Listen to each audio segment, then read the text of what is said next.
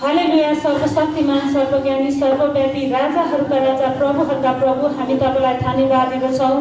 तपाईँले हामीलाई हप्ताभरि सुरक्षा दिनुभयो, आशिष अनुग्रहमा राख्नुभयो र तपाईँले सुरक्षित साथ आज तपाईँले आफ्नो भवनमा ढोल्याउनु भएको छ। प्रभु, हामी तपाईँलाई धन्यवाद दिँदछौँ। जो जति बाटो यात्रामा आउँदै हुनुहुन्छ हरेकलाई तपाईँले सहायता गर्नुहोस्, सुरक्षित साथ आफ्नो भवनमा ल्याउनुहोस् अनि बिन्ती प्रार्थना गर्दछौँ। र जो जति नआउने मन गरेर बस्नु भएको छ प्रभु, आउने दिनमा उहाँलाई आउने मन दिनुभएको होस्। तपाईँले उहाँलाई खाँचो अभावहरूमा तपाईँले सहायता गर्नुभएको होस् अनि बिन्ती प्रार्थना गर्दछौँ।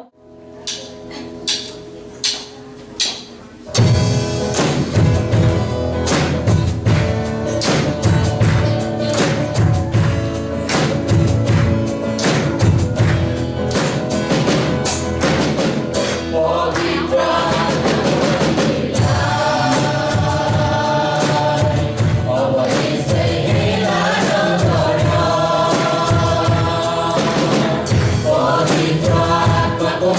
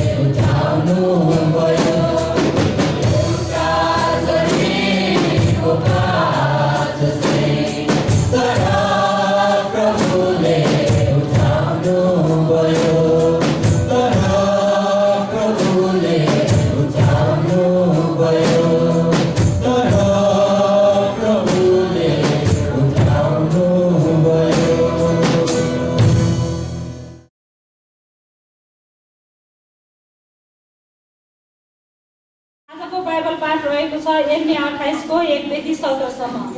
सबैजनाले भेटिसक्नुभयो होला, म हामी सबैको निम्ति पाठ गर्नेछु। हनन्याको झुठो अगमबाडी।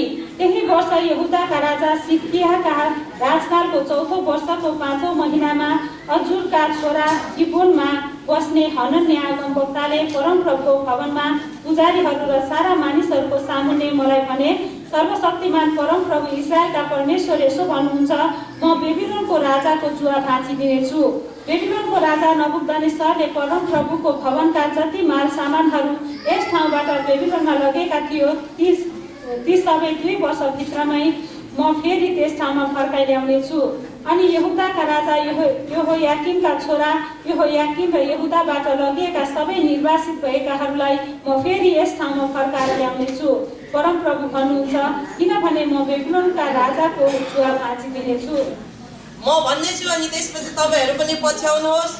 अनि हामीले अहिले जसरी वचन पढ्यौं, परमेश्वरको हातमा पर्नु जस्तो डरलाग्दो कुरा केही पनि होइन। वास्तवमा भन्ने भने उहाँले न्याय गर्नुहुन्छ नै, अवश्य नै। अनि हामी परमेश्वरको त्यो दण्डबाट बच्नको निम्ति तपाईँ र म चाहिँ परमेश्वरमा जानुपर्छ, उहाँको नजिक भएर बस्नुपर्छ। म विश्वास गर्दछु एक परमेश्वर सर्वशक्तिमान पिता, स्वर्ग र पृथ्वी सृष्टि गर्नुहुने माथि अनि उहाँका एकले पुत्र हाम्रा प्रभु येशू ख्रीष्टमाथि जो पवित्र आत्माको शक्तिद्वारा गर्भधारण हुनुभयो, कन्या मरियमदेखि जन्मनुभयो, जसले पन्तियस पिलातुसको अधीनमा दुःख भोग्नुभयो,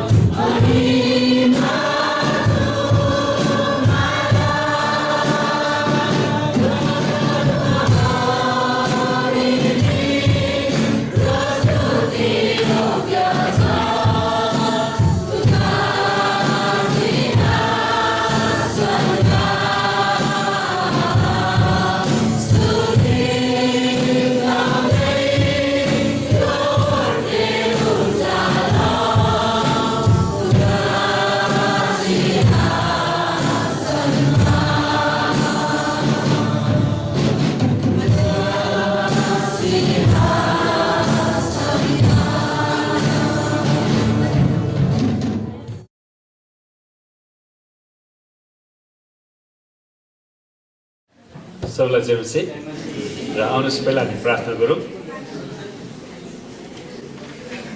सबैजना आँखा चिम्लिनुहोस्। परमेश्वर पिता, हामी तपाईँलाई धेरै धन्यवाद दिँदछौँ किनकि तपाईँ मात्र धन्यवादको योग्यको परमेश्वर हुनुहुँदछ। हामी तपाईँलाई धन्यवाद दिन्छौँ प्रभु यीशु, साँच्चै नै तपाईँ हाम्रो मण्डलीका प्रभु र परमेश्वर हुनुहुँदछ।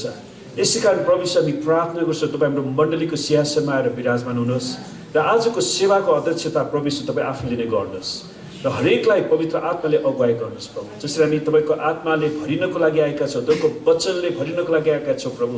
प्रभु हामी हरेकलाई साँच्चै नै तपाईँप्रति केन्द्रित हुनलाई सहायता गर्नुहोस् र हामीलाई भङ्ग पार्ने, हाम्रा ध्यानलाई भङ्ग पार्ने ती सबै शैतानका अग्निबाणहरूलाई हामी येशूको नाममा रद्द पार्दछौँ प्रभु। हरेकलाई छुनुहोस्, सहायता गर्नुहोस् र आशिष दिनुहोस् येशूको नाममा। र पहिला हामी बिरामीहरूको लागि प्रार्थना गर्नेछौँ। तपाईँ जतिजना बिरामी हुनुहुन्छ तपाईँलाई प्रार्थनाको खाँचो छ भने हात उचाल्नु होला।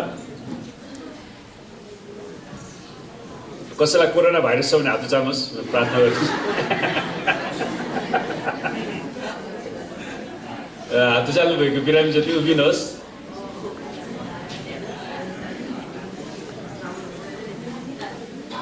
हामी सबै भाइरसलाई नष्ट गरिदिन्छौँ, आमेन, जेसुकै। र अरूहरूले बिरामीतिर हात बढाउनुहोस् र तपाईँको जे समस्या छ त्यहाँ हात राख्नु होला। आउनुहोस् हामी प्रार्थना गरौँ। परमेश्वर पिता, हामी प्रार्थना गर्छौँ तपाईँका छोराछोरीको शरीरमा जे जति रोग बिमारहरू, शारीरिक दुर्बलताहरू, शैतानका आक्रमणहरू, तन्त्रमन्त्रका श्रापहरू, व्यभिचारका श्रापहरू अनि ती सबै भाइरसका आत्माहरूलाई हामी येशूको नाउँमा निस्किने र येशूको कुर्राको चोटमा ती सबै रोगहरू निको भइसकेको घोषणा गर्छ। पवित्र आत्मा तपाईँले येशूको चङ्गालाई बगाइदिनुहोस् र प्रत्येकलाई छुनुहोस्, तुमको पूर्ण चङ्गाई र छुटकारा दिनुहोस्। धन्यवाद छ तपाईँको कुर्राको चोटमा सबै रोगहरू निको भइसकेका छन् येशूको नाममा, आमेन। हुन्छ, बस्नुहोस्। र दोस्रो विषय हामी प्रार्थना गर्नेछौँ। बाइबलले भन्छ काम नगर्नेले के गरोस्, खान पनि नखाओस्। तपाईँ जतिजना काम गरिरहनु भएको छ तपाईँको अर्थतन्त्रमा, तपाईँको कारोबारमा, आर्थिक स्रोतहरूमा परमेश्वरको आशिष चाहिन्छ भने हात उचाल्नु होला र म तपाईँको लागि विशेष प्रार्थना गर्नेछु। परमेश्वर पिता, हामी तपाईँलाई धन्यवाद दिन्छौँ यी मेहनती र परिश्रमी हातहरू जसले तपाईँको वचन अनुसार विभिन्न किसिमको व्यवसायमा, रोजगारमा काम गरिरहनु भएको छ। हामी प्रार्थना गर्छौँ प्रभु, तपाईँको जनको अर्थतन्त्रमा तपाईँले बेहिसाब आशिष र उन्नति दिनुहोस्।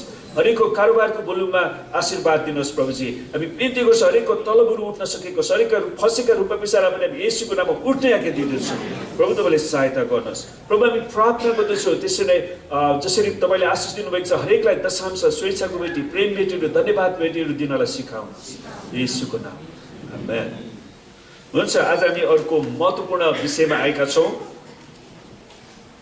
र आजको विषय छ समयको सदुपयोग। तपाईँले आफ्नो समयलाई सदुपयोग गरिरहनु भएको छ कि दुरुपयोग गरिरहनु भएको छ मलाई थाहा छैन। इङ्ग्लिसमा राइट युज अफ टाइम है। तपाईँको समयलाई तपाईँले ठिकसँग सदुपयोग गरिरहनु भएको गर्नु चाहिँ आजको प्रचारको मुख्य उद्देश्य हो। र यदि तपाईँले गरिरहनु भएको छैन भने तपाईँले गर्न थाल्नुहोस्, तपाईँले कहिले पनि आशिष पाउनुहुन्न, आमेन। अनि भजन सङ्ग्रह 90 को 12 पदमा यसरी लेखिएको छ, यो कण्ठस्थ हुनुपर्ने पद हो। भजन सङ्ग्रह 91 चाहिँ हामीलाई थाहा छ, हामीले गएको हप्ता भजन सङ्ग्रह 91 हेरेका छौँ। आज भजन सङ्ग्रह 90 को 12 लाई हामी हेर्छौँ।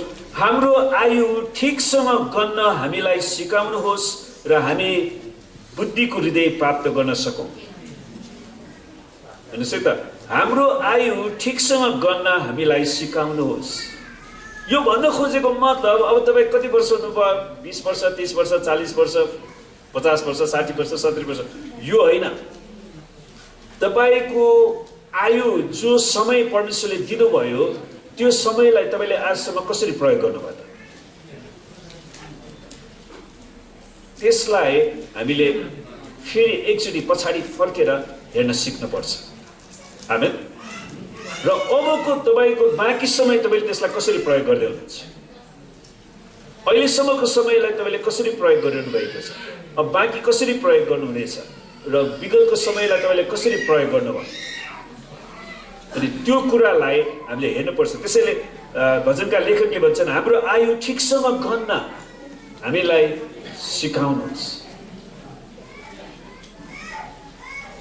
के तपाईँ खेर फाल्ने बर्बाद बनाउने कुरा वा कामलाई घृणा गर्नुहुँदैन? तपाईँको जीवनलाई बर्बाद गर्ने खेर फाल्ने त्यस्ता कुराहरूमा लागिरहनलाई तपाईँलाई मनपर्छ? कसैलाई मनपर्छ? हात उचाल्नु छ। बिना फाको कुरामा गयो, यता गयो, उता गयो। पहिला धेरै वर्ष अगाडि मेरो एउटा साथी थियो, किन गरेर बोलाउनु मेरो साथीले, भरत छिटछिटो आऊ, अनि छिटछिटो गयो, के पनि छैन। के नै होला भनेर गयो, के पनि छैन। त्यहाँदेखि मैले उसलाई साथी नै बनाइनँ। के त्यो उसलाई हतार मात्रै लगाउने के। हेर्नुहोस् त, तपाईँको पनि त्यस्ता कति साथीहरू होला है। हामीले जहिले पनि रिभिजन गर्नुपर्छ है। विगतको हाम्रो समयलाई हामीले कसरी गर्यौँ त्यसलाई हेर्नुपर्छ, नत्र भने हामी बेकारमा हाम्रो समय हामी खेर फाल्नेछौँ। जब हामी हाम्रो देशको सरकारले राष्ट्रको ढुकुटीको पैसालाई भ्रष्टाचार गरेर खेर फाल्छन्, बर्बाद गर्छन्, जब ठेकेदारहरूले सडक निर्माणको जिम्मा लिएर सहरलाई हिलाम्मे र धुलाम्मे बनाउँछन्, यी कुराहरूले हामीलाई बिरामी नै बनाउँछ। हो यो कुरा? यसले समस्या बनाउँछ। जब सुन्नुहोस्, यो अर्को वाक्य एकदमै महत्त्वपूर्ण छ। जब हाम्रो चर्चमा आयोजना गरिएका भोजहरूमा मानिसहरू सहभागी हुँदैनन्, ती खानाहरू फोहोर मैलाको ढ्वाङमा फालिनुपर्ने अवस्था आउँछ। हो, अनि विगतमा तपाईँले कतिजनाले गर्नुभयो, हामीले व्यवस्था गऱ्यौँ। हामीले मानिसहरूको जीवनलाई खेर फाल्छौँ, किनकि संसारमा करोडौँ मानिसहरू खान नपाएर मरिराखेका छन्। हरेक कुरा परमेश्वरले आफ्नो उद्देश्यको निम्ति सृष्टि गर्नुभएको छ। हरेक कुरा परमेश्वरले आफ्नो उद्देश्यको निम्ति सृष्टि गर्नुभएको छ। हामीहरू हाम्रो समयलाई खेर फालेर हाम्रो जीवनलाई बर्बादीमा डोर्याउँछौँ। तपाईँ विचार गर्नुहोस्, धेरै वर्ष अगाडि एकजना मेरो साथी थियो, उसको मृत्यु भयो। अनि उसले मलाई के भन्थ्यो भने, मभन्दा डबल दोब्बरको मान्छे मसँग साथी बनिरहेको थियो क्या, केटाकेटी जस्तै। अनि उसले मलाई के भन्छ भने, भरत, म अहिलेसम्म उसको चर्चमा चाहिँ बसेँ, म अहिलेसम्म मेरो चर्चमा बस्या भए म एल्डर भइसकेँ, अनि किन नबस्या त? अनि उसले आफ्नो समय त्यत्तिकै खेर फालेर गयो। अनि लास्टमा ऊ मर्नुको एउटा कारण के थियो भने, त्यो पित्तको रोग लाग्छ नि, तितो रोग, के भन्छ त्यसलाई, जन्डिस। जन्डिसमा रक्सी खाइदिएछ, ठहरै खतम गरिता। मैले उसलाई मर्ने बेला भेट्न पनि पाइनँ, किनभने नेपालमा पनि थिएन। पछि म फर्केर आयो, मरेछ। कति दुःख लाग्दो कुरा। यसरी हाम्रो समय खेर फालेर हामीले हाम्रो जीवनलाई बर्बादीमा डराउँछ। ऊ त मर्यो, उसको लागि त केही भएन, तर उसको श्रीमती के हुनु पर्यो बिना फाकमा? हेर्नुहोस्, उसको छोराछोरीले आफ्नो बाउ गुमाउनु पर्यो, उनीहरू टुरा बन्न पर्यो। एकजनाको गल्तीले वा पछाडि बाँच्नेहरूलाई कति दुःख भइराखेको हुन्छ। हो, त्यसैले प्रियहरू, हामीले कति होसियार गर्नुपर्छ,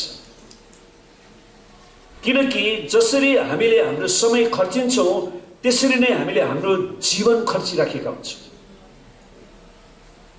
हाम्रो जीवनलाई हामीले खर्चिराखेको हुन्छ। त्यसैले तपाईँले आफ्नो समय कहाँ फालिरहनु भएको छ? कोसँग तपाईँ समय बिताइरहनु भएको छ? हरेक दिन खर्च गर्नको निम्ति वा गर्नु नै पर्ने अवस्थाको निम्ति तपाईँको बैंकमा रु 1440 छ भने तपाईँले यसलाई कसरी प्रयोग गर्नुहुनेछ? यदि परमेश्वरले तपाईँलाई 1440 प्रत्येक दिन खर्च गर्नलाई दिनुभयो भने तपाईँले त्यसलाई कसरी खर्च गर्नुहुन्छ? यसलाई तपाईँले बैंकमा त्यत्तिकै थन्काएर पनि राख्न सक्नुहुन्छ, वा त्यो पैसालाई कसरी बुद्धिका साथ खर्च गर्ने त्यो पनि तपाईँले लिन सक्नुहुन्छ। अनि त्यो तपाईँको लागि कठिन हुन सक्छ। सुन्नुहोस्, परमेश्वरले हामीहरू प्रत्येकलाई हरेक दिन केही महत्त्वपूर्ण उद्देश्यको निम्ति प्रयोग गर्न 1440 मिनेट दिनुभएको छ। 1440। अघि हामीले पैसाबाट सुरु गर्यौँ, अब हामी समयमा गइराखेका छौँ। 1440 मिनेट परमेश्वरले हामीलाई दिनुभएको छ। तपाईँले त्यसलाई कसरी पत्ता लगाउने? 1 घन्टामा कति मिनेट हुन्छ? 60। 1 दिनमा कति घन्टा हुन्छ? 24। 24 × 60 गर्न त म्याथमेटिक्स।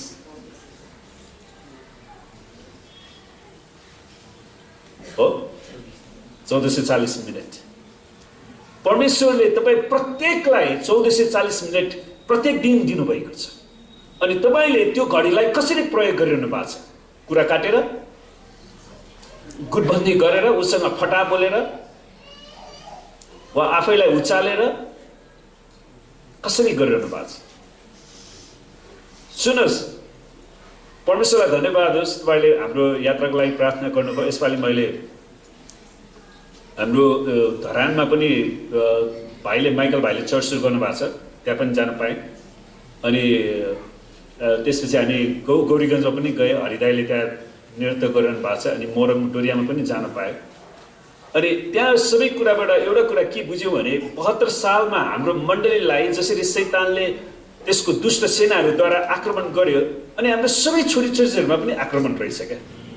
अनि यो सबै कुरा प्रत्येक दिन सुन्नुहोस् 1440 मिनेटभित्र गर्नुहुन्छ प्रत्येक दिन। अनि परमेश्वरले प्रत्येकलाई कसैलाई पनि त्योभन्दा कम समय दिनुभएको छैन, त्योभन्दा बढी पनि दिनुभएको छैन। र हरेकले यो समयलाई कसरी प्रयोग गर्नुहुन्छ? यदि तपाईँ अर्को वर्षसम्म बाँच्नु भयो भने, 1 वर्ष पुरा बाँच्नु भयो भने तपाईँले 8760 घण्टा पाउनुहुन्छ। असल उद्देश्यको निम्ति खर्च गर्न पाउनुहुन्छ। 1 वर्षमा तपाईँलाई 8760 घण्टा दिएको छ। तपाईँले त्यसलाई कसरी प्रयोग गर्नुहुन्छ? अब हाम्रो नेपालमा यो अलिकति चलन छैन क्या। तपाईँको युरोप, अमेरिका, अस्ट्रेलियामा चाहिँ घन्टा अनुसार तपाईँले जति घन्टा काम गर्नु त्यति घन्टाको पैसा पाउँछ नि। दुबईको त्यतातिर पनि त्यस्तै हो, कतिवटा स्यालेरी पनि हुन्छ, कति चाहिँ घन्टाको हिसाबमा। त परमेश्वरले हामी प्रत्येकलाई 1 वर्षमा 8760 घन्टा 365 × 24 तपाईँले गर्नुहोस्। असल उद्देश्यको निम्ति खर्च गर्न पाउनुहुन्छ। अब सुन्नुहोस्, म तपाईँलाई बताउँछु अलिकति हिसाब किताब। 1 दिनमा हामीले प्रत्येक दिन सुत्नको लागि 8 घन्टा तपाईँले स्वास्थ्यको लागि सुत्नु पर्यो। र काम, खाना, यात्रा यी सबैको निम्ति अरू 8 घन्टा छुट्यायौँ भने हामीसँग कति बाँकी हुन्छ? 8 घन्टा हो। त हाम्रो निम्ति जम्मा 2920 घन्टा बाँकी रहन्छ वर्षमा है। 8 × 365 गर्न पर्यो। त परमेश्वरले तपाईँको जीवनमा राखिदिनु भएको, तपाईँको जिम्मामा राखिदिनु भएको त्यो समयलाई तपाईँले कसरी प्रयोग गर्नुहुन्छ? अबको यो 1 वर्षमा तपाईँलाई परमेश्वरले दिनुभएको त्यो समय 2वटा 8 16 घन्टा त तपाईँले सुत्न र यात्रामा सबै कुरामा बिताउनु भयो। बाँकी जुन 8 घन्टा तपाईँले प्रयोग गर्न सक्नुहुन्छ त्यसलाई कसरी प्रयोग गर्नुहुन्छ? वा आवश्यकै नपर्ने कुराहरूको निम्ति महत्त्वपूर्ण समयको अवधिलाई खर्च गरेर त्यो समयको दुरुपयोग पो गर्दै हुनुहुन्छ कि वा गर्ने योजना छ कि? अनि मानिसहरू आफूले जान्दै नजानेको कुरामा गएर फसेर अरूलाई शिक्षा दिन सुरु गर्छ। होसियार गर्नुपर्छ। कहिलेकाहीँ मलाई हाँस उठ्छ, जसले जीवनमा कुनै एउटा चर्च सुरु गरेको छैन, या चर्च कसरी चलाउने भनेर पास्टरले सिकाउन आउँछ। बाइबलै पढाएको छैन उसलाई। दिनमा तपाईँ कति अध्याय बाइबल पढ्नुहुन्छ भनेर सोध्यो भने थाहा छैन, पढ्नै भ्याउँदैन। सुन्नुहोस्, परमेश्वरको कुराको लागि हामीले कति समय खर्च गर्छौँ त? हालसालै भएको मेरो महत्त्वपूर्ण मित्रको मृत्युले यो कुरा सोच्न बाध्य तुल्याएको छ कि हामीले पाएको समयलाई अनन्तताको प्रकाशको आधारमा सदुपयोग गरिनुपर्छ। सुन्नुहोस्, तपाईँले प्रयोग गर्ने यो जे जति समय तपाईँसँग छ वा तपाईँले खर्च गर्न सक्नुहुने समय, विशेष गरी अघि हामीले हिसाब गरेको 2920 घण्टा एक वर्षमा, तपाईँले त्यो अनन्ततालाई ध्यानमा राखेर गर्नुपर्छ। किनकि तपाईँ एउटा मान्छेको जीवनमा महादुष्टताको रूपमा पनि प्रवेश गर्न सक्नुहुन्छ। तपाईँले एउटा मान्छेको जीवनलाई परमेश्वरको राज्यमा डोर्याउन पनि सक्नुहुन्छ। तपाईँले आफ्नो समयलाई कसरी प्रयोग गर्नुहुन्छ? हामीले सुरुमा हेरेका छौँ नि, हाम्रो आयु ठिकसँग गर्न हामीलाई सिकाउनुहोस् र हामीले बुद्धिको हृदय प्राप्त गर्न सकौँ। भजन सङ्ग्रह 90:12। कसैले यसरी लेखेका छन्, जीवन एउटै मात्र छ, एकचोटिको लागि मात्रै छ, जो छिट्टै नै बिति जाँदैछ। तपाईँले विचार गर्नुहोस्, तपाईँ जो सानो हुँदाखेरि तपाईँको आमा बुवाले तपाईँलाई सबै कुरा गरिदिएको थियो। तपाईँको आँची धोइदिनेदेखि लिएर तपाईँलाई हस्पिटल लानेदेखि लिएर तपाईँलाई अहिलेसम्म यो बलियो बनाउनु भयो। अनि तपाईँ हेर्दा हेर्दै अहिले तपाईँ आफ्नो जिम्मा लिनुभयो, आफ्नै बिहाबारी गर्नुभयो, बालबच्चा जन्माउनु, आफैले त्यो काम गर्दै हुनुहुन्छ।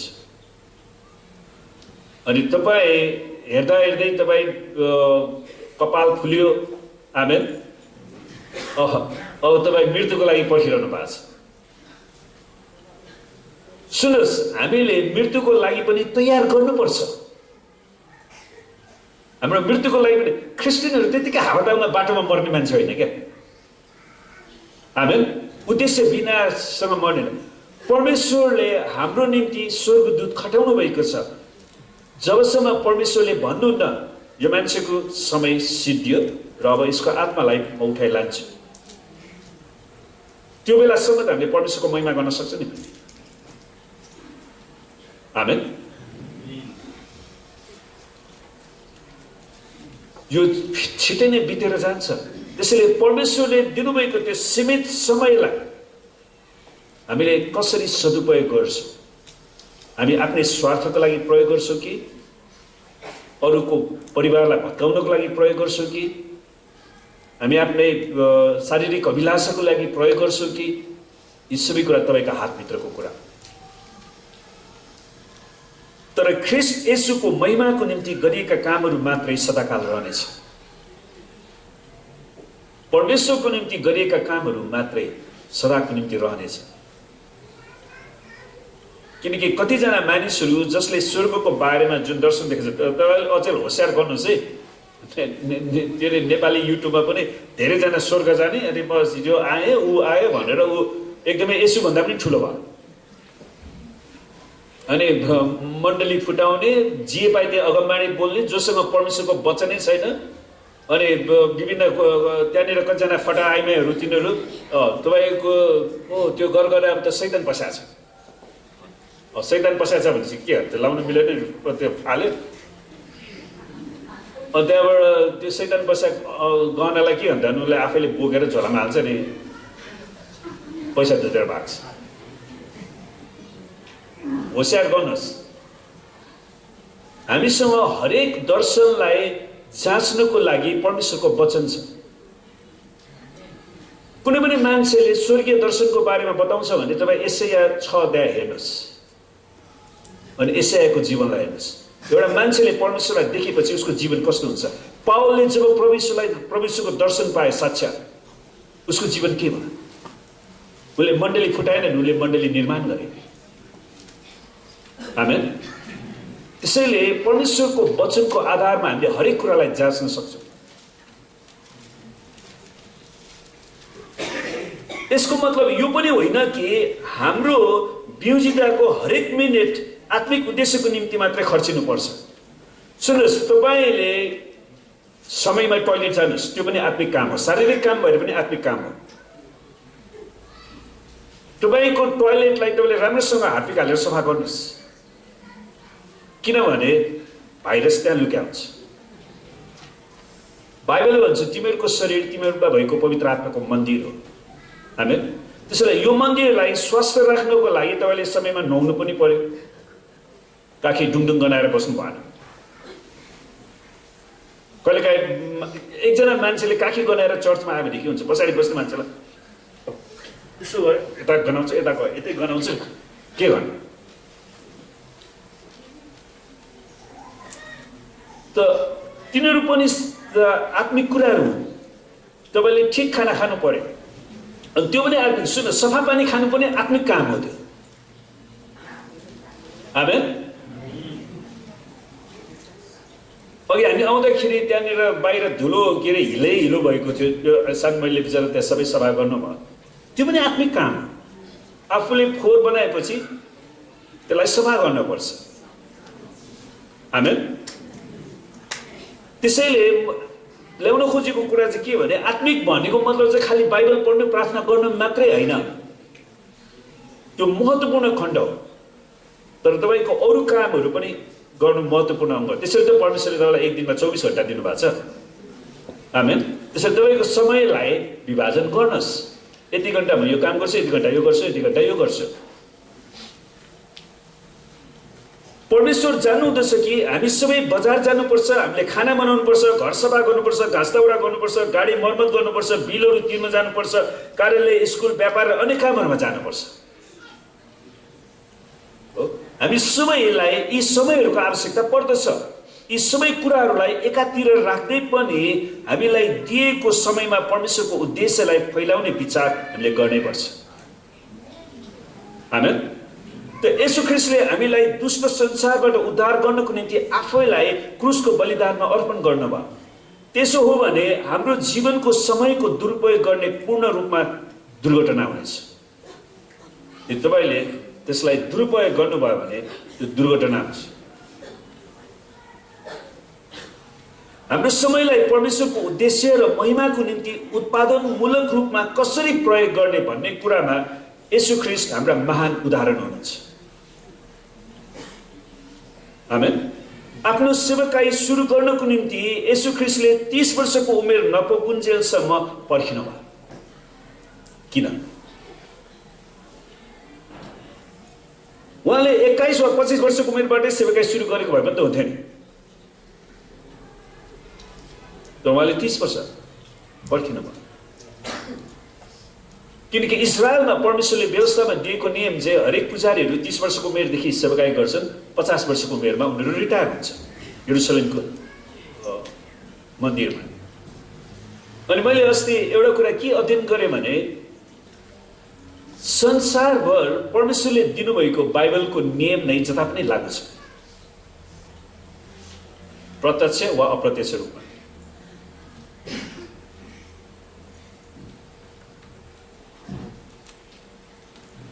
कहिलेकाहीँ हामी विचार गर्छौँ उहाँले 21 वा 25 वर्षको उमेरमै सेवकाई गरे भए अझ धेरै मानिसलाई सुसमाचार सुनाउन सकिन्थेन र? यो मानिसको तर्क मात्रै, किनकि परमेश्वरले आफ्नो समयमा मात्र काम गर्नुहुन्छ। त्यसैले हामीले परमेश्वरको समयलाई खोजी गर्न पर्यो। हामीले परमेश्वरको आत्माको भरिपुरीको लागि सुन्नुहोस्, कहिलेकाहीँ सेवकाईमा धेरै मान्छेहरू एकदमै हतार म यो गर्छु त्यो गर्छु भनेर हिँड्छ नि। प्रभु येशू ख्रीष्टले पहिलो कुरा चेलाहरूलाई 3.5 वर्षको बाइबल तालिम दिनुभयो। अनि उनीहरूको ग्रेजुएसन पछि प्रभु येशूले अब तिमीहरू ग्रेजुएट भयो, ल जाऊ अब प्रचार गर्न भन्नुभयो? भएन। तिमीहरूलाई अझै एउटा कुरा बाँकी छ, तिमीहरूको पढाइ सिद्धियो। अब परमेश्वर पिताले जे प्रतिज्ञा गर्नुभएको छ त्यो प्रतिज्ञा नपाउन्जेलसम्म यो सहरमा पर्खिरहौ। अनि प्रभु येशू 40औं दिनमा जानुहुन्छ, बौरी उठ्नु भएको। अनि उनीहरूले 10 दिनसम्म प्रार्थना गरे। अनि पेन्टिकोसको दिन, पेन्टिकोस भनेको 50औं दिन, अनि 50औं दिनमा परमेश्वरले आफ्नो पवित्र आत्मा खन्याउनु भयो। अनि उनीहरू पवित्र आत्माले भरिए। अनि पवित्र आत्माले उनीहरू भरिएपछि अनि पत्रुसले प्रचार गर्छ।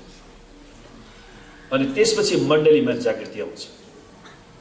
3000 मानिसले तत्कालीन रूपमा पानीको व्यवस्था लिए, त्यसपछि 5000, त्यसपछि बढ्दै बढ्दै बढ्दै गयो। त्यसैले शिक्षा मात्र होइन, शिक्षा प्लस पवित्र आत्माको अभिषेक। अनि कतिवटा मण्डलीमा उनीहरू शिक्षा शिक्षा शिक्षा मात्र हुन्छ, कतिवटा मण्डलीमा आत्मा आत्मा आत्मा, यिनी दुवै कुराले को ब्यालेन्स भएन भने त्यसले चाहिँ सेवकाईलाई ध्वस्त बनाइदिन्छ। त्यसैले हामी यी दुवै कुरामा ध्यान दिनुपर्छ, परमेश्वरको समयलाई हेर्नुपर्छ, किनकि परमेश्वरले आफ्नो समयमा मात्र काम गर्नुहुन्छ। त्यसैले मैले परमेश्वरको समयको खोजी गर्नु चाहिँ एकदमै महत्त्वपूर्ण कुरा हो। जब उहाँको तोकिएको समय आयो, उहाँले चुन्नुभएका 12 जना चेलाहरू जो त्यस बेलाको संसारको दृष्टिमा बहुमूल्य ठानिएका थिएनन्, ती 12 जना चेलाहरूलाई उनीहरूले हेपेका थिए। उनीहरूले के बुझेनन् भने 12 जना चेला भर्खरै येशू ख्रीष्टको स्कुलबाट ग्रेजुएट भएका थिए, तर उनीहरूले त्यो कुरालाई बुझेनन्। किनकि त्यतिखेर फरिसीहरूको स्कुल, सदुकीहरूको स्कुल, इसेन्सहरू, अरू झुन्डहरू पनि थिए। हरेकलाई आफ्नो आफ्नो कुरामा त्यहाँ शास्त्रीहरू गौरव थियो। अनि उनीहरूले येशू ख्रीष्टको स्कुलका विद्यार्थीलाई मान्यता दिन चाहिरहेका थिएनन्। तर प्रभुले काम गर्नुहुन्छ। तिनीहरूद्वारा प्रभुले आफ्नो सेवकाई सुरु गर्नुभयो, जसको कारण संसारको इतिहासलाई नै परिवर्तन गर्न सफल भयो। संसारको इतिहास परिवर्तन गर्न सक्ने क्षमता येशूको चेलाहरूमा छ। त्यसको मतलब के त? नेपाल देशको इतिहासलाई परिवर्तन गर्न सक्ने क्षमता तपाईँ र मेरो हातमा परमेश्वरले दिनुभएको छ, यदि हामीले परमेश्वरले दिनुभएको समयलाई ठिकसँग सदुपयोग गर्यौँ। आमेन। हामी हरेकले ठिकसँग प्रार्थना गर्ने हो भने यो देशको मान्छेलाई छुटकारामा ल्याउन केही पनि गाह्रो छैन। तर परमेश्वरलाई त्यो व्यक्तिको खाँचो छ जसले परमेश्वरको आत्माको आवाजलाई सुन्छ, जसले परमेश्वरको वचनको खोजी गर्छ।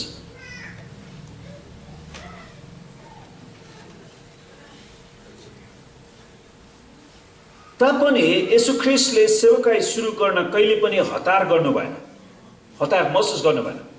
उहाँले समय पर्खिनु भयो।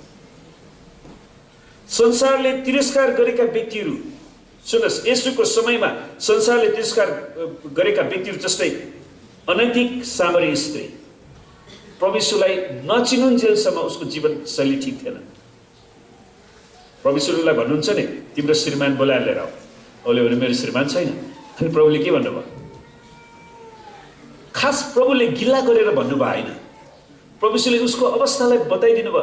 तिमीले ठिकै भन्यौ नानी, तिम्रो श्रीमान छैन, किनकि तिम्रो पहिला 5 वटा भइसक्यो, अनि अहिले जो बसेको छ त्यो पनि तिम्रो होइन। किनभने बेस्याहरूको आफ्नो श्रीमानै हुँदैन नि त। मैले तपाईँलाई पहिला पनि भने नि, वेश्यावृत्तिमा संलग्न व्यक्तिहरूको आफ्नो श्रीमान हुँदैन, आफ्नो छोराछोरी हुँदैन, उसको आफ्नो मण्डली हुँदैन, आफ्नो पास्टर हुँदैन, उसको केही पनि हुँदैन। यो मेरो होइन, केही पनि होइन। उसको आफ्नो स्वार्थ मात्रै हो। जसले उसको शरीरको अभिलाषालाई पुरा गरिदिन्छ त्यही मात्र उसको।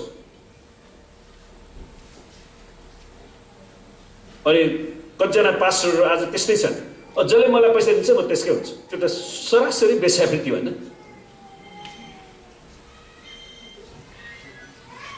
तर जब परमेश्वरले उसलाई भेट्नुभयो, त्यो कुरा बताइदिनु भयो, त्यसपछि त्यो सामरी स्त्रीको जीवनमा परिवर्तन आयो। त्यसैले क्रिस्टियानिटी भनेको धर्म मान्नु होइन रहेछ, जीवन परिवर्तन गर्नु रहेछ। आमेन। उनी पहिला वेश्यावृत्तिमा संलग्न थियो, उसले त्यसलाई पुरै रूपमा त्यागिन्। सामरिया गाउँमा ठुलो जागृति आयो, धेरै मान्छेले प्रभुलाई विश्वास गरे। त्यो कारणले परमेश्वर त्यो गाउँमा बस्नलाई ठाउँ पनि पायो। अनि सामरी स्त्रीले प्रभु हाम्रो गाउँमा आएर बस्दिनुहोस् न। अनि प्रभु गएर बस्नुभयो। उनले ढोका खुला गरिन्। अनि जब सामरीहरूले प्रभुकोबाट वचन सुने, अनि उनीहरूले पछिबाट के भने त्यो स्त्रीलाई, नानी तिम्रो कारणले होइन, अब त हामी आफै विश्वास गर्छौँ। आमेन। त हरेक व्यक्तिले आफैले प्रभु येशूलाई अनुभव गर्न सक्छ। त्यसरी अनि अन्धा मान्ने को आँखालाई प्रभुले खोल्नुभयो। जसलाई मान्छेहरूले अन्धा भनेर हेप्थे नि, 2-4 वटा सिक्का फालिदिएर उनीहरू खुसी हुन्थे, तर प्रभुले त्यसलाई परिवर्तन गर्नुभयो। भूतात्माद्वारा बहुला बनाइएकाहरूलाई पनि प्रभुले भेट्नुभयो। तिनीहरूलाई सेवकाई गरेर उहाँले जहिले पनि समय निकाल्नु, उनीहरूलाई परमेश्वरको राज्यमा डोराउनु। परमेश्वरले त्यो समयलाई एकदमै महत्त्वपूर्ण। त्यसको मतलब के त? सुनस्, मान्छेले भन्छ नि, कहिलेकाहीँ मान्छेहरूले मण्डलीमा नि पास्टरलाई दोष लगाइन्छ, पास्टर जहिले पनि धनी मान्छेको घरमा मात्रै जान्छ, मेरो छैन, त्यसमा म कहाँ आउँदैन। सुन्नु भएको छ? भने पनि छु भन्नु न। तर परमेश्वर जसले हेर्नुहोस् स्वर्गको वैभवलाई थाँती राखेर उहाँ कन्या स्त्रीको गर्भमा आउनुभयो पवित्र आत्माको शक्तिद्वारा, उहाँ मानिस भएर जन्मेपछि उहाँले समाजको सबैभन्दा तल्लो अवस्थामा पुगेका मानिसहरूलाई पनि हेर्नुभयो, किनकि परमेश्वरको निम्ति तिनीहरू पनि परमेश्वरका स्वरूप थिए। उनीहरूको समाजले तिनीहरूलाई तल्लो स्तरमा राखे तापनि प्रभु येशू तिनीहरूलाई भेट्न जानुभयो। तिनीहरूमध्ये कतिले प्रभुलाई विश्वास गरे, कतिले इन्कार गरे। हो, त्यसो त प्रभुले 10 जना कुरीलाई निको पार्नु भयो नि, समाजबाट बहिष्कृत 10 जनालाई निको पारे तापनि कतिजना मात्रै धन्यवादी भयो? 1 जना। आज धेरै मान्छेहरूले धन्यवादी हुन सिकेका छैन। उनीहरू सबै म आफै आएँ भन्न थाल्छ। धेरै छोराछोरीहरू बाबामासँग झगडा गर्दाखेरि मलाई किन जन्मायो त भनिन्छ। उनीहरूले धन्यवाद दिन्छ छैन। आमा बुवा, म तपाईँलाई धन्यवाद दिन्छु, तपाईँको परिवारमा तपाईँले मलाई जन्माउनु भयो, हुर्काउनु भयो, परमेश्वर चिनाउनु भयो, अब मैले यो देशमा केही गर्नु छ। उनीहरूले कहिले पनि त्यसो भन्दैन। भनेछ हाम्रो जवानहरूले, भन्नुहोस् त, अब भन्छु भन्नु न बरु।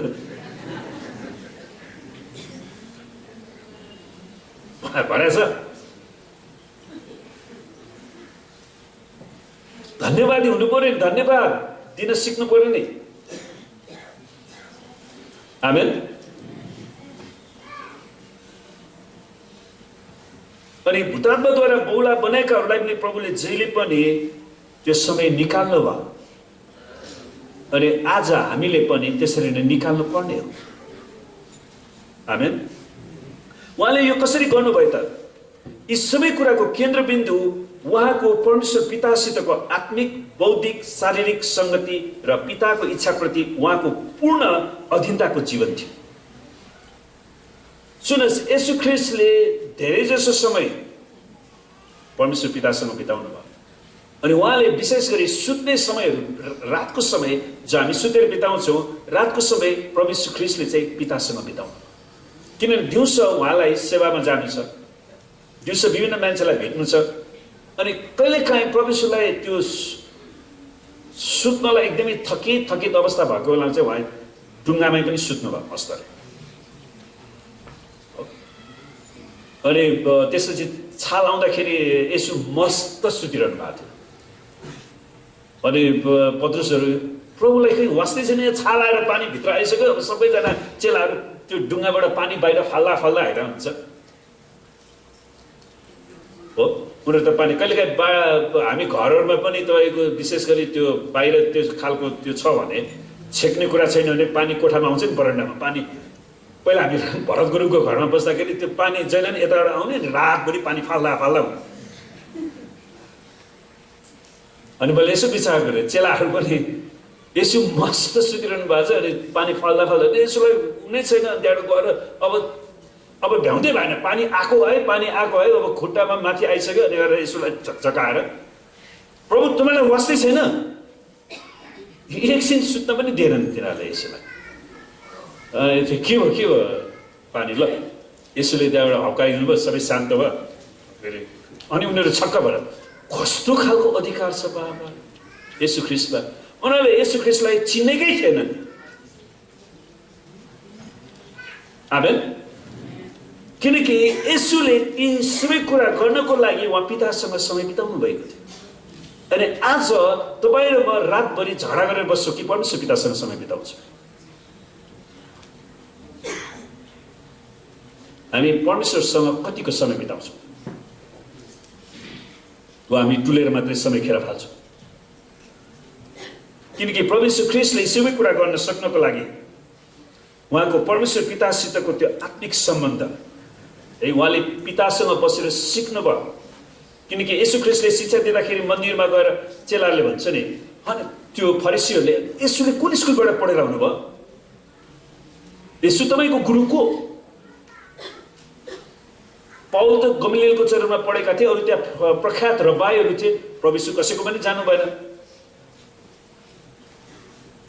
अनि प्रभुले भन्नुहुन्छ म पितासँग सिकिरहेको छु। अनि उनीहरूले त्यो कुरालाई बुझ्नै चाहेनन्, बुझ्नै सकेनन्। तर प्रभु यीशु ख्रीष्ट उनीहरूले बुझे पनि नबुझे पनि उहाँ पितासँग समय बिताउनुहुन्थ्यो अनि उहाँ सङ्गतिमा रहनुहुन्थ्यो अनि पिताको इच्छालाई मात्रै उहाँले पुरा गर्नु।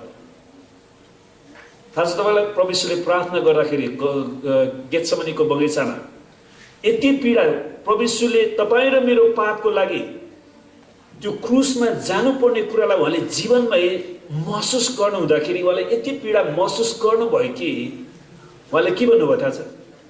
हे पिता, हुनसक्छ भने यो कचौरा हटाइदिनुहोस्। भन्न खोजेको मतलब, हे पिता, यी मानव जातिलाई तिनीहरूको पापको दासत्वबाट छुटकारा दिनको लागि यो क्रुसको बलिदान बाहेक अरू कुनै उपाय छ भने त्यो बताइदिनुहोस्। किनकि उहाँले त्यो त्यति पीडितका साथ भोग्नुभएको थियो। अनि उहाँले के भन्नुभयो फेरि? तापनि मेरो शरीरको इच्छा होइन, तपाईँको इच्छा। आमेन।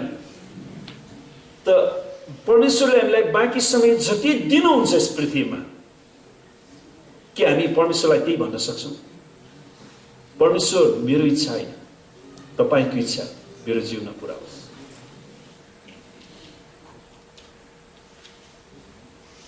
है, हामीले जहिले पनि परमेश्वरको इच्छालाई खोजी गर्यौँ भने परमेश्वर हामीलाई सफलता दिनुहुन्छ।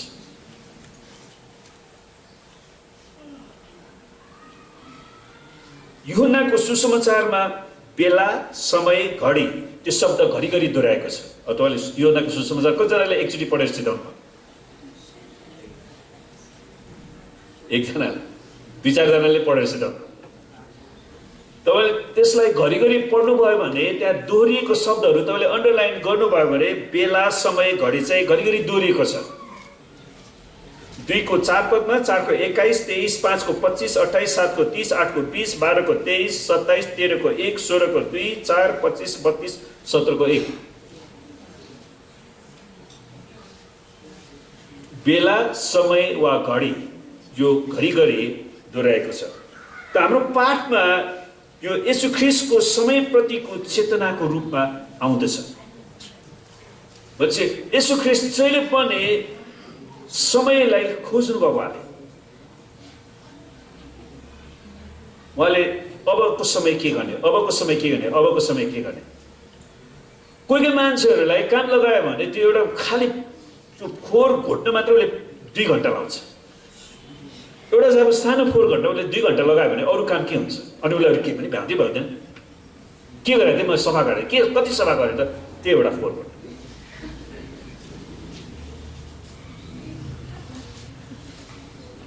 हो। कसैले त्यसलाई अलिकति यसो सफा गरेर अनि अलिकति अरू काम पनि भ्याउँछ। त्यसैले हामीलाई दिएको समयलाई हामीले कसरी सदुपयोग गरिराखेका छौँ?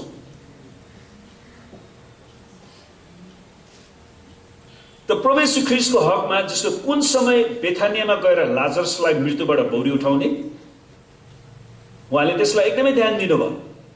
हेर्नुहोस् है, यो कुरा उहाँले यूहन्ना 11 को 9 देखि 10 र 11 मा व्याख्या गर्नुहुन्छ।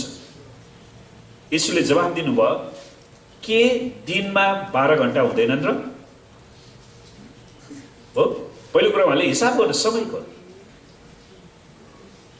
र दिनमा हिँडुल गर्नेलाई ठेस लाग्दैन, किनभने तिनले यस संसारको ज्योति देख्छन्, तर राति हिँडुल गर्नेलाई ठेस लाग्छ, किनभने त्यस मान्छेमा उज्यालो हुँदैन। त्यसैले हामीले समयलाई कसरी विभाजन गरेका छौँ? त्यसपछि उहाँले तिनीहरूलाई भन्नुभयो, हाम्रा मित्र लाजरस निन्द्रामा परेका छन्, तर तिनलाई निन्द्राबाट बिउजाउन म त्यहाँ जान्छु। अनि मृत्युमाथि येशूको शक्ति र हाम्रो कष्ट र पीडाको समय उहाँले हाम्रो निम्ति गर्नुहुने सेवकाईबारे यस खण्डबाट धेरै पाठहरू सिक्न सकिन्छ। मृत्युमाथि येशूको विजय छ, रोग बिमारमाथि पनि येशूको विजय छ। आमेन। तर हामी यहाँ समयको सदुपयोगको बारेमा केन्द्रित हुनेछौँ। त्यसैले हाम्रो मुख्य फोकस आजको विषय चाहिँ समयको सदुपयोग है। जब हामी अनन्तसम्म रहने परमेश्वरको उद्देश्यको अधीनतामा जिउँदछौँ तब मात्र हामीले हाम्रो समयलाई ठिकसँग सदुपयोग गर्छौँ। पहिलो कुरा तपाईँले सोच्नुपर्ने कुरा के भने निश्चित समयपछि तपाईँलाई मन परे पनि नपरे पनि यस पृथ्वी छोडेर हामी जान्छौँ। कोही सधैँभरि रहने हुनुहुन्छ? त तपाईँले परमेश्वरको सिंहासनको सामना गर्नुपर्नेछ। त्यसैले त्यो कुरालाई ध्यानमा दिएर अहिलेको समयलाई मैले कसरी प्रयोग गर्छु, त्यसैले अनन्ततालाई हेरेर अहिलेको समय हामीले प्रयोग गर्नुपर्छ। अनि मैले यो लाइनमा अध्ययन गर्दै गर्दाखेरि हाम्रो देशका सबै नेताहरूले प्रभु येशू ख्रीष्टलाई चिनेको भए। एक दिन ती सबै नेताहरू पनि येशू ख्रीष्टको सिंहासनको सामने घोडा टेक्नुपर्ने अवस्था आउँछ। त्यो कुरालाई उनीहरूले जानेको भए उनीहरूले गलत राजनीति गरेर बस्ने थिएन नि। हो यो कुरा? उनीहरूले त्यो कुरालाई जानेको भए धेरै कुरामा उनीहरू होसियार हुने थिए। त्यसैले हामीले प्रार्थना गर्नु पर्यो हाम्रो देशका नेताहरूलाई प्रभुले बुद्धि दिउन्, उनीहरूले येशू ख्रीष्टलाई चिन्न सकुन्, त्यो अनन्तताको डर उनीहरूले लिन सकुन्।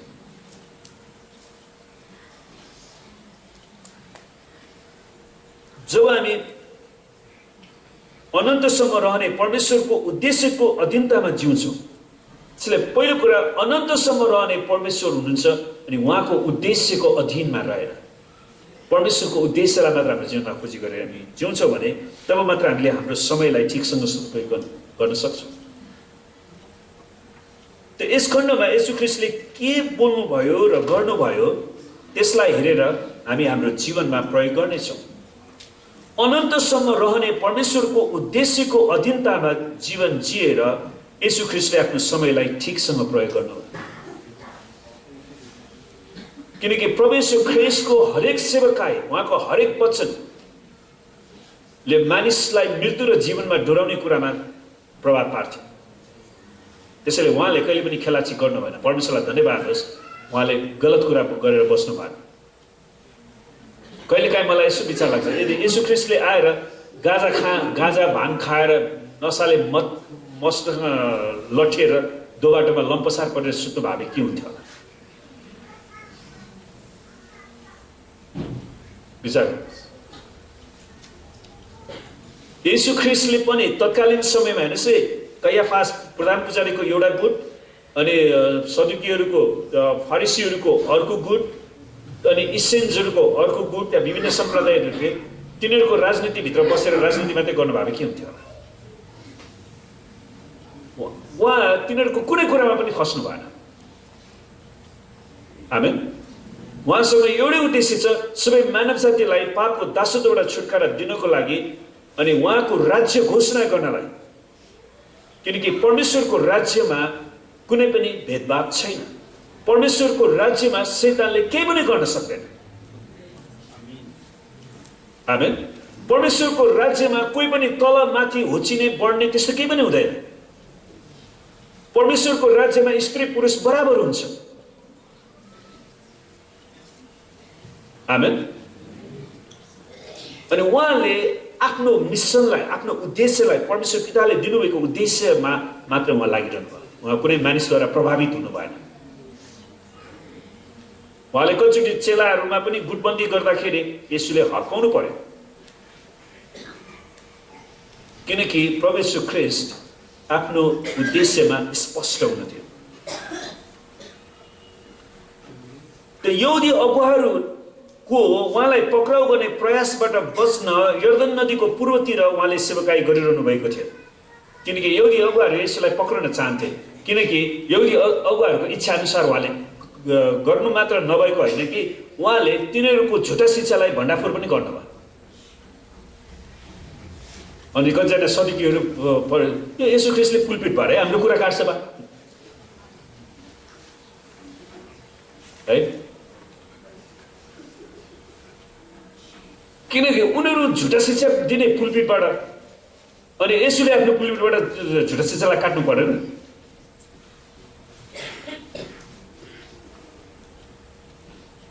अनि त्यसैले उनीहरू येशू ख्रीष्टसँग साह्रै रिसाएका थिए, किनकि प्रभु येशू ख्रीष्ट तिनीहरूको गुटबन्दीभित्र प्रवेश गर्नु भएन। तिनीहरूले फेरि उहाँलाई पक्रन खोजे। हेर्नुहोस् है, यो यूहन्ना 10:39 देखि 41 मा पाइन्छ। तिनीहरूले फेरि उहाँलाई पक्रन खोजे, तर उहाँ तिनीहरूको हातबाट उम्कनु भयो। त प्रभु येशू ख्रीष्ट तिनीहरूको हातबाट उम्कनु भयो अनि उहाँ फेरि यर्दन पारी त्यस ठाउँमा जानुभयो जहाँ यूहन्नाले पहिला बप्तिस्मा दिने गर्थे र उहाँ त्यही बस्नुभयो। त उनीहरूले प्रभु येशूको वचनलाई इन्कार गरे, त्यसैले प्रभु येशू अर्को ठाउँमा जानुभयो जहाँ गालिलका मान्छेले प्रभु येशूलाई बढी स्वीकार गरेका हामी पाउँछौँ। जब उहाँको मित्र लाजरस, मार्था र मरियमका भाइ बिरामी परेका छन् भन्ने खबर आयो, खबर दिने व्यक्ति लाजरसबाट आइसकेपछि केही समयमा नै लाजरसको मृत्यु भइसकेको थियो। लाजरस साह्रै बिरामी पर्यो। अब येशूलाई बोलाउन जानु पर्यो, उहाँ त येशूको मित्र थियो भनेर अनि त्यो मान्छे येशूलाई खबर गर्न जाँदा जाँदै येशूकोमा पुग्दाखेरि लाजरस मरिसकेका थिए। वास्तवमा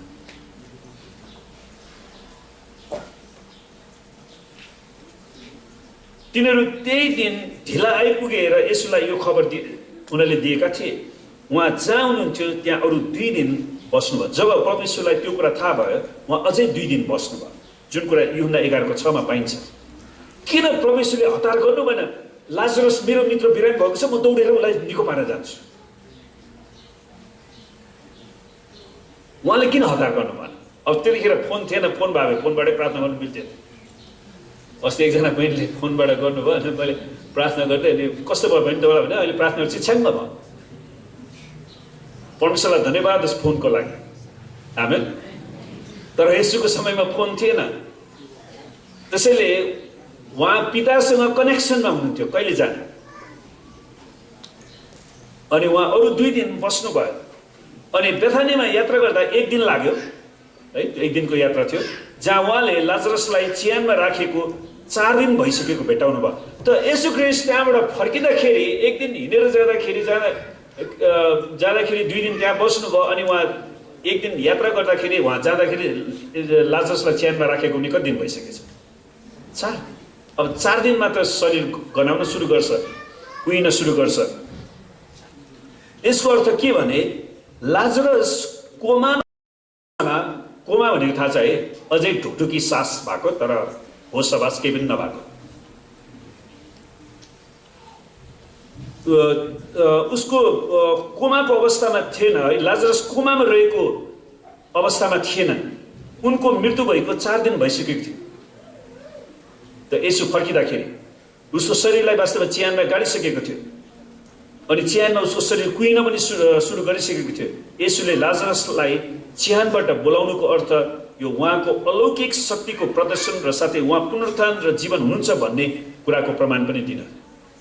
त्यो प्रभु येशूले के भन्छ, ल जाऊ चिहानमा त्यो ढुङ्गा हटाऊ।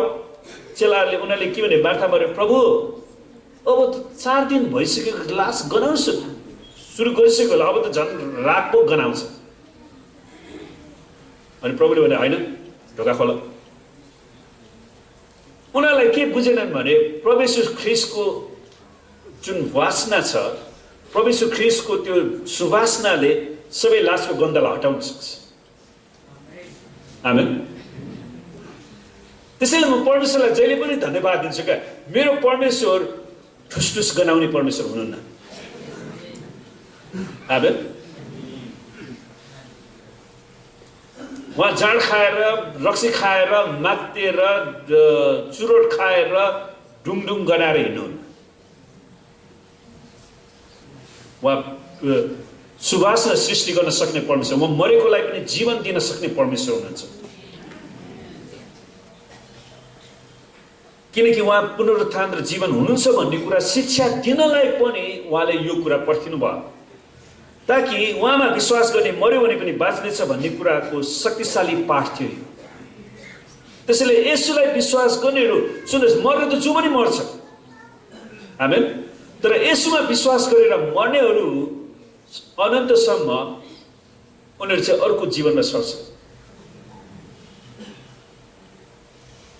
वास्तवमा हामीहरूको आत्मालाई ट्रान्सपोर्ट गर्छ परमेश्वरको स्वर्गदूतले हाम्रो आत्मालाई लिएर स्वर्गको राज्यमा लान्छ अनि त्यहाँ हामीले कहिले पनि नकुइने नसड्ने कहिले पनि नष्ट नहुने अनन्तको शरीर प्राप्त गर्नेछौँ आमेन तपाईँ कतिजनालाई हरेक दिन बिहान तपाईँ ऐना हेरेर है मेरो अनुहार यहाँ चौरी छ यहाँ उ भएछ भनेर अब यहाँ दाग रहेछ त्यसलाई छोप्नु पर्यो अलिकति के पोत्नु पर्यो अब यहाँ के छ होइन हो कसैको नङ खोडे होला अब त्यो नक्कली नङ हाल्नु पर्यो स्वर्गमा चिन्ता नगर्नुहोस् तपाईँले सबै सुन्दर नङ पाउनुहुन्छ स्वर्गमा तपाईँको छाला पनि चौरी पर्दैन आमेन स्वर्गमा हामी सधैँ जवान हुन्छ किनकि हाम्रो परमेश्वर जवान परमेश्वर हुनुहुन्छ हालेलुया त जुन कुरा हामीले यूहन्ना 11:25-26 बाट हेरेका थियौँ यसु प्रभुले आफ्नो समय कसरी प्रयोग गर्नुभयो भन्ने कुरालाई विचार गर्दा उहाँले कसरी आफ्नो निर्णय बनाउनु भयो र कसरी आफ्नो निर्णय बनाउनु भएन ती दुवै शिक्षामूलक छन् उहाँले कसरी निर्णय बनाउनु भयो र कसरी निर्णय बनाउनु भएन त्यो दुईटा कुरालाई हामी हेर्छौँ त प्रभुले कसरी आफ्नो निर्णय बनाउनु भएन त पहिला त्यसलाई हामी हेरौँ त यसु प्रभुले आफ्नो मित्रहरूले दिएको दबावको आधारमा निर्णय बनाउनु भएन है उहाँको मित्रले जे भने उहाँ तिनीहरूको पछि लाग्नु भएन उहाँ जहिले पनि पिताको अगुवाई मात्र खोज्नु भयो यूहन्ना 11:1-4 पदमा हामी त्यहाँ पाउँछौँ लाजरस नामका एकजना मानिस बिरामी भएका थिए तिनी मरियम र उनकी दिदी मार्थाको गाउँ बेथानियाका थिए प्रभुलाई अत्तर लगाइदिएर उहाँको पाउ आफ्नो कपालले पुछिदिने मरियम यिनै थिइन्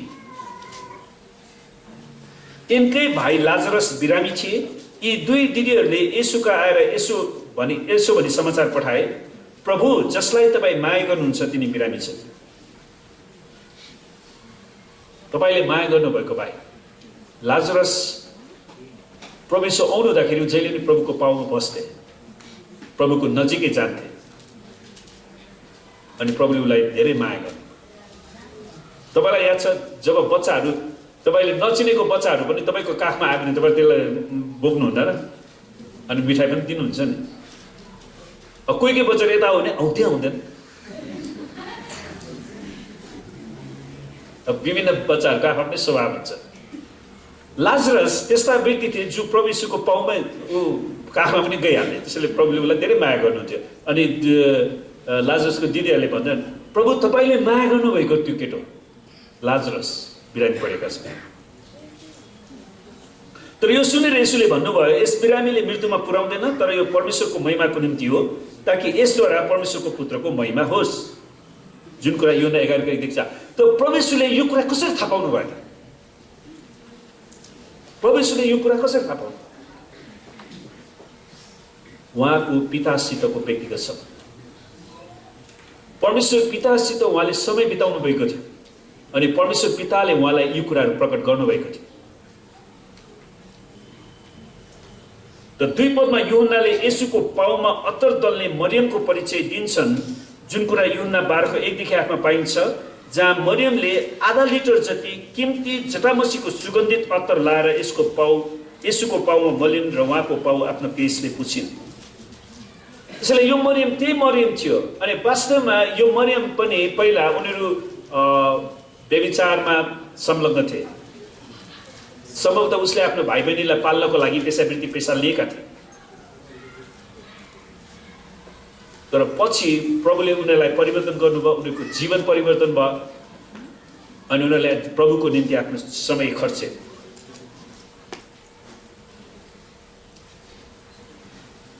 अनि उहाँको मरियमले आधा लिटर जति कीमती जटामसीको सुगन्धित अत्तर ल्याएर येशूको पाउमा बलिन र उहाँको पाउ आफ्नो केशले पुछिन् जुन यूहन्ना 12:3 मा पाइन्छ यसले मरियमको प्रभुप्रतिको भक्तिलाई दोहोऱ्याउँछ है त्यो भक्तिलाई पनि देखाउँछ र प्रभुले पनि यस कुरालाई आफ्नो हृदयमा राख्नु भएको थियो यहाँ सन्देश वाहकले जसलाई तपाईँ प्रेम गर्नुहुन्छ र ऊ बिरामी छ भनेर लाजरसको अवस्थालाई परिचित गराउँदा यसको गम्भीरतालाई तीव्र रूपमा प्रस्तुत गर्दछ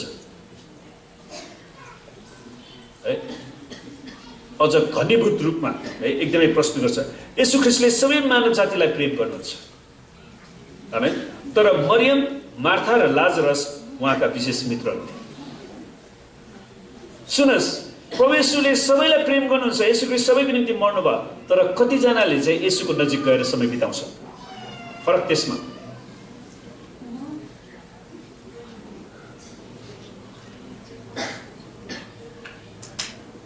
परमेश्वरको कुरामा केन्द्रित भएर उहाँले तिनीहरूसँग नजिकको सम्बन्ध विकास गर्नुभएको थियो।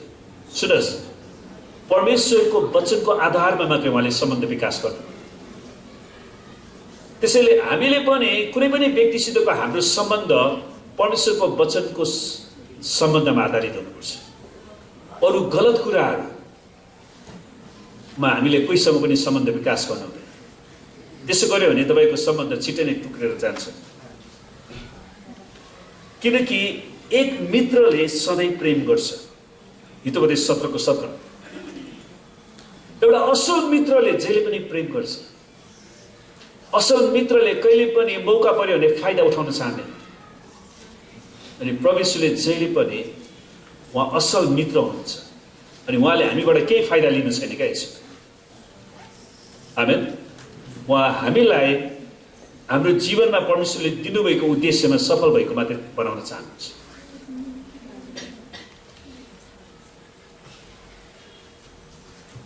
अघि मैले भने नि, तर बेस्या व्यक्तिको कोही पनि मित्र हुँदैन। उसको कोही पनि आफ्नो हुँदैन क्या। खास आफ्नो स्वार्थ पुरा नहुना साथ त्यो आफै तर्किन्छ र अरूलाई पनि बहकाउने प्रयास गर्छ। तिमी किन त्यस सेवाकाई गरिरह, आफू त सेवाकाई नगर्ने, अरूलाई पनि सेवाकाई गर्न नदिने। कति प्रार्थनामा गएर आफू पनि प्रार्थना नगर्ने, अरूलाई पनि प्रार्थना गर्न नदिने। त ऊ बक्यो भन्दा सबै बकिन्छ र। अनि उनीहरूले भट्टान्छन् कि मैले गरेँ भने म सबै खतम गरिदिन्छु। सुन, शैतानले हाम्रो मण्डलीको विरुद्धमा के भने हावा फैलाएको थाहा छ। पास्टर भरतले 0बाट सुरु गरे, म पास्टर भरतलाई 0मै पुऱ्याइदिन्छु।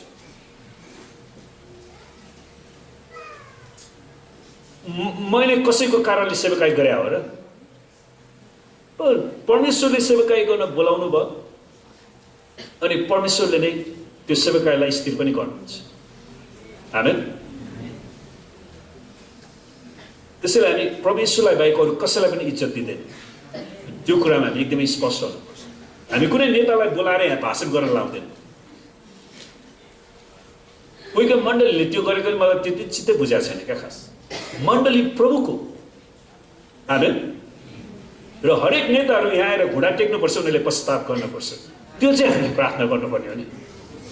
परमेश्वरलाई धन्यवाद होस्, उहाँले कुनै सदुकीको मण्डली, कोही फरिसीको मण्डली, कोही इसेन्जरको मण्डली, कोही जेलचरको मण्डली त्यस्तो बनाउनु भएन। परमेश्वरले भन्नुभयो, म मेरो मण्डली यस चट्टानमाथि भनेको यसो नै प्रभु परमेश्वर हुनुहुन्छ भन्ने जुन घोषणा पत्रुसले गरे त्यसमाथि म निर्माण गर्छु र नरकका फाटकले त्यसलाई कुनै पनि हानि गर्न सक्ने छैन। आमेन।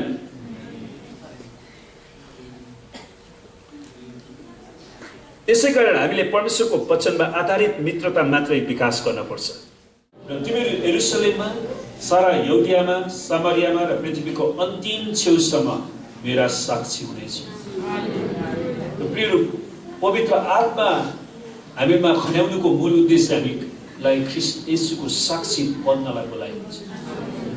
साक्षी बन्नलाई परमेश्वरले शक्तिले अभिषेक गर्नुहुन्छ। त्यसैले तपाईँले आफ्नो हृदयलाई तयारी बनाउनुहोस् र तपाईँको हृदयमा त्यस्ता तितोपना कुराहरू, क्षमा नदिएका कुराहरू छन् भने त्यसलाई हटाउनुहोस् अनि विशेष गरी आफूलाई नम्र तुल्याउनुहोस् र आफ्नो हृदयलाई तितो बनाउनुहोस्। किनकि परमेश्वरले खाली हृदयमा मात्रै आफ्नो आत्माले भर्न सक्नुहुन्छ। यो समय हामी आफूलाई चाहन्छौँ अनि सबैले मेरो पछाडि यो प्रार्थना दोहोऱ्याउनुहोस्। परमेश्वर पिता, आज म तपाईँलाई धन्यवाद दिँदछु। प्रभु, म मेरो हृदय रित्तो बनाउँदछु। मेरो पापलाई क्षमा गर्नुहोस्। तपाईँको रगतले धुनुहोस् प्रभु र मलाई तपाईँको योग्यको बनाउनुहोस्। जसरी तपाईले आफ्नो दास योवेल अगमवक्ताद्वारा यो प्रतिज्ञा गर्नुभयो आखिरी दिनहरूमा म सबै मानिसहरूमाथि मेरो आत्मा खनाइदिनेछु तिमीहरूका छोराहरू र तिमीहरूका छोरीहरूले अगमबाणी बोल्नेछ तिमीहरूका जवानहरूले दर्शन देख्नेछन् तिमीहरूका बुढापाकाहरू स्वप्नदर्शी हुनेछन् म आफ्ना दास दासीहरूमाथि यी दिनमा मेरो आत्मा खनाइदिनेछु तिनीहरूले अगमबाणी बोल्नेछन् अनि जसले परमप्रभुको नाउँ लिनेछ त्यसले उद्धार पाउनेछ प्रभु येशू तपाईले यो पनि भन्नुभयो तिमीहरूमध्ये कुन चाहिँ बाबु होला जसको छोराले रोटी माग्दा ढुङ्गा देला माछा माग्दा साँप देला अन्डा माग्दा बिच्छी देला तिमीहरू दुष्ट भइकन आफ्ना छोराछोरीहरूलाई असल कुरा दिन जान्दछौ उहाँसँग माग्नेहरूलाई परमेश्वर पिताले कति बढ्ता गरेर आफ्नो पवित्र आत्मा दिनुहुन्छ यसकारण पिता तपाईँको वचन अनुसार तपाईँको पवित्र आत्मा म माथि खन्याउनुहोस् हामी माथि खन्याउनुहोस् हामीलाई तपाईँको आत्माको ताजा अभिषेक दिनुहोस् हामीलाई सबै जुवाहरू भाँचिदिनुहोस् हामीलाई स्वतन्त्र व्यक्ति बनाउनुहोस् ताकि परमेश्वर पिता तपाईँको मुहारको खोजी गर्न सकौँ तपाईँसँग रुन सकौँ तपाईँसँग हाँस्न सकौँ र हाम्रा दुष्ट चालबाट हामीलाई फर्काउनुहोस् म विश्वास साथ येशूको नाम पवित्र आत्मालाई ग्रहण गर्दछु आमेन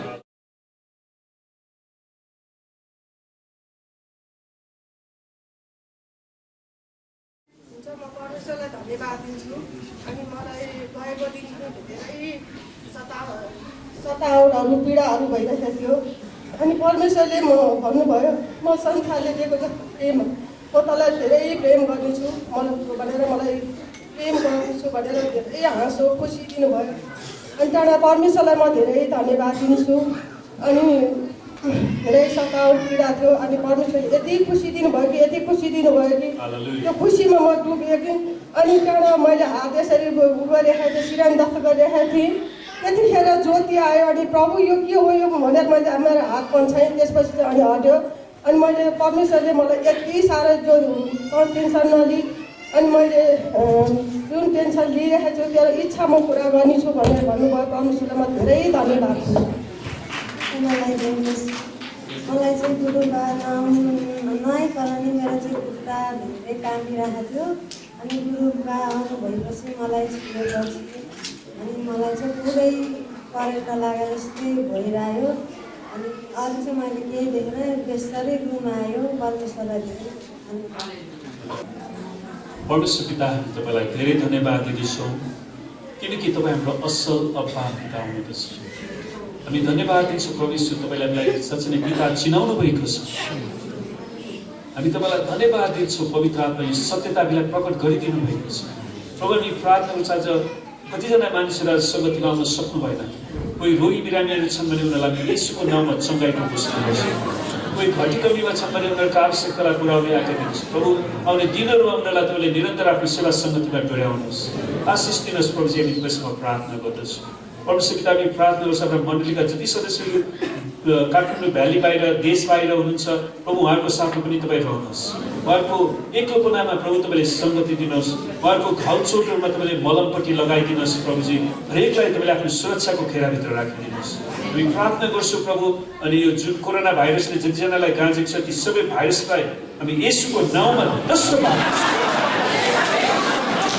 येशूको नाउँमा प्रभु यीशु नेपालमा यो भाइरसलाई नष्ट पार्दछौँ हामी छिन दिँदैनौँ येशू तपाईँ मात्र उचालिनुहोस् तपाईँ मात्र यो देशमा राज्य गर्नुहोस् प्रभुजी बिन्ती गर्छौँ पूर्व मेचीदेखि पश्चिम महाकालीसम्म हिमालदेखि तराईसम्म प्रभुजी साथै प्रदेश स्वतन्त्र जिल्लामा प्रभु तपाईँको राज्य आओस् तपाईँको स्वास्थ्यको राज्य तपाईँको धार्मिकताको राज्य तपाईँको चङ्गाइको राज्य आउन सकोस् बिन्ती गर्छौँ तपाईँको छुटकाराको राज्य आउन सकोस् प्रभुजी तपाईँको प्रेमको राज्य आउन सकोस् प्रभु जहाँ प्रभु यीशु तपाईँ नै हाम्रो राजा हुनुहुँदछ तपाईँ नै हाम्रो प्रभु र परमेश्वर हुनुहुँदछ प्रभु तपाईँले सहायता गर्नुहोस् र तपाईँको इच्छा मात्रै पुरा भएको होस् प्रभु हामीलाई हाम्रो इच्छा चाहिँदैन परमेश्वर र तपाईँको इच्छा पुरा भएको होस् तपाईँसँग बिन्ती गर्छौँ परमेश्वर पिता हामी प्रार्थना गर्छौँ साँच्चै नै यस पुनरुत्थान एक्लेसिया मण्डली परिवारलाई प्रभु तपाईँले आशीर्वाद दिनुहोस् र हरेकलाई रक्षा गर्नुहोस् परमेश्वर तपाईँले आफ्नो मुख यस मण्डलीमाथि चम्काउनुहोस् र हरेकलाई अनुग्रह गर्नुहोस् परमेश्वर तपाईँले आफ्नो चेहरा यस मण्डलीमाथि प्रकाश गरिदिनुहोस्